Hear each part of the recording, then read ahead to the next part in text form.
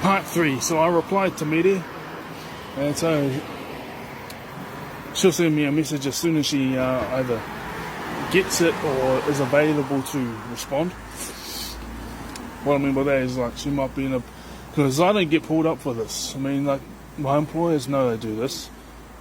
Some of them have, like, the employers have actually asked me questions or shared their opinions about things I've spoken about on this channel. And they can see I got my eyes peeled. I'm going to look up and down every here and there. But, yeah, you'll never see me... I mean, I will never fail to do 200 push-ups, you know, and a 3 to 12 Superman raises, 2-minute plank, and 4-kilometer run, and 120 bicep curls on each side,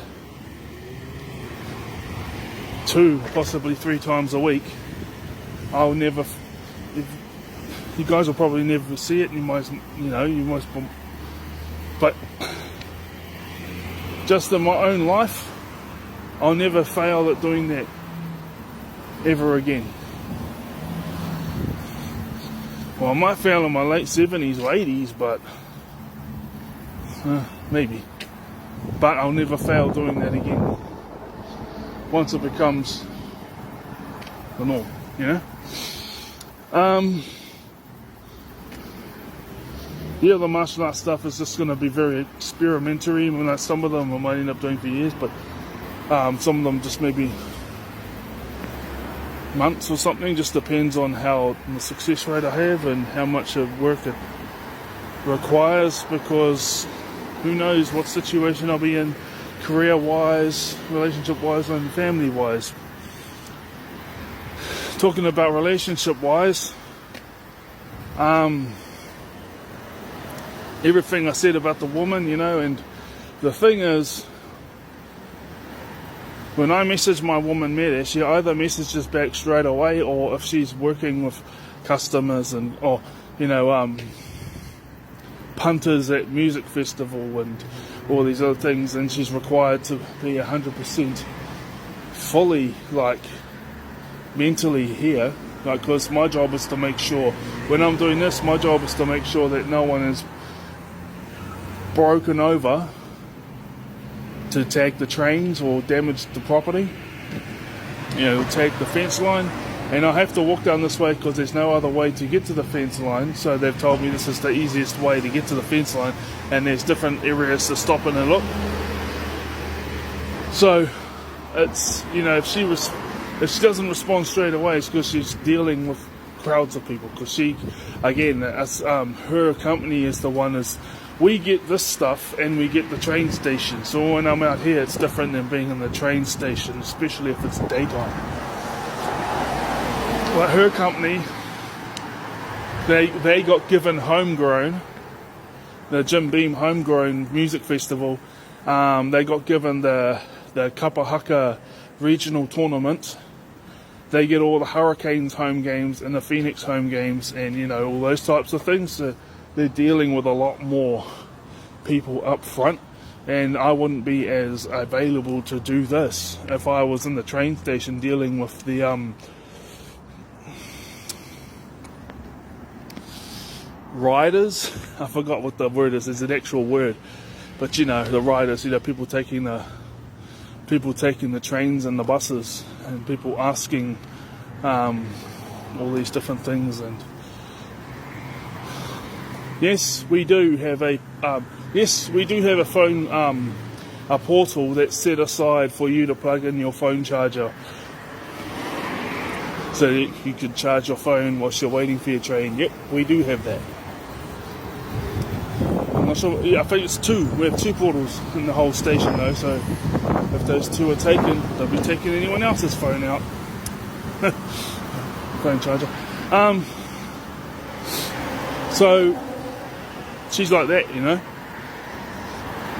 And she had guys tell her she was weird. Just, yeah, I mean, all the stuff I told you, and then, like, for example, see, she told me what days she's free this week, so we're already organising when we're gonna be spending time next. I mean, yeah, she comes to work, so she knows the hours I work, and then if she is catching, what, if the trains and stuff if there's a train that's going in her direction to go to the place where she's working, she'll show up like an hour before the train and let me know, and I'll have all the job done and stuff like that, and then we'll hang out for like half an hour. So that's what she does when that's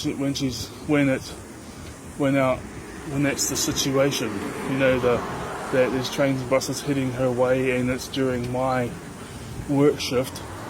And I just make sure I have everything done, and I make sure I take notes of all the stuff, and I just do instead of doing one check, I do two that hour, and I usually do two the hour before then as well. So I'm up for that half an hour, but I still keep my eyes peeled, but I'm with her. And then we organise like when we're going to spend the day together next. So all these other chicks didn't do that.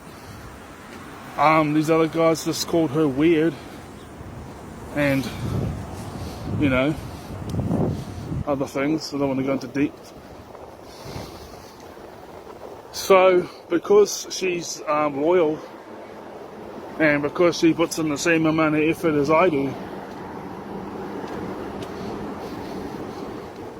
so long as we keep working on the relationship and she maintains that putting in the same amount of effort as I do, and time and energy and things like that, I don't really care about the money stuff. But she doesn't. I offer to cook her food, and she's like, "Oh no, I came prepared." She comes with her own food anyway. She doesn't want to be an inconvenience to me, but at the same time, it's like I'm prepared, and I'd like to. So sometimes she says yes, but not often. Sometimes. But for all these things combined, I'm gonna stay loyal to her. And that's called consistency, you know what I'm saying? And I'm not gonna experiment with any others, because I've had women come up and try flirt to me, and they rejected me in the past, and they try and flirt with me now because they hear about the 6 figures coming in and the work I'm doing at the gym, and they say I'm an interesting person. And I remember getting rejected by them, and it's like, oh my god, you are such a downgrade.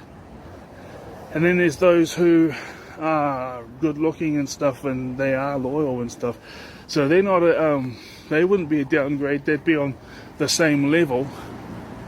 But in for my own priorities and my own priorities and my own knowing of what is right, they're not on the same level as Medi.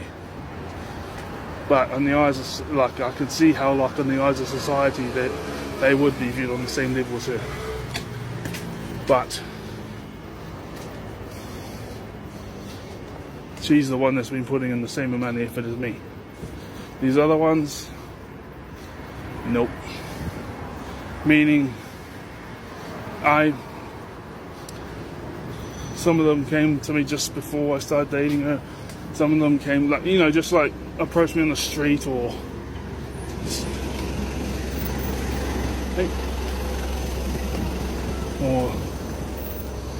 even had 2 send me a message, on TikTok, because my profile is open to the public. So I will never, and Daniel Mohi says never, cheat on or allow anyone to disrespect, and neither will I disrespect or be unfaithful to Medi. So, yeah, that's autism, ADHD, consistency, and experimentation, or experimentation and consistency. See you. I'm going to carry on doing my patrol, because I've been doing my patrol the whole time. Bye bye.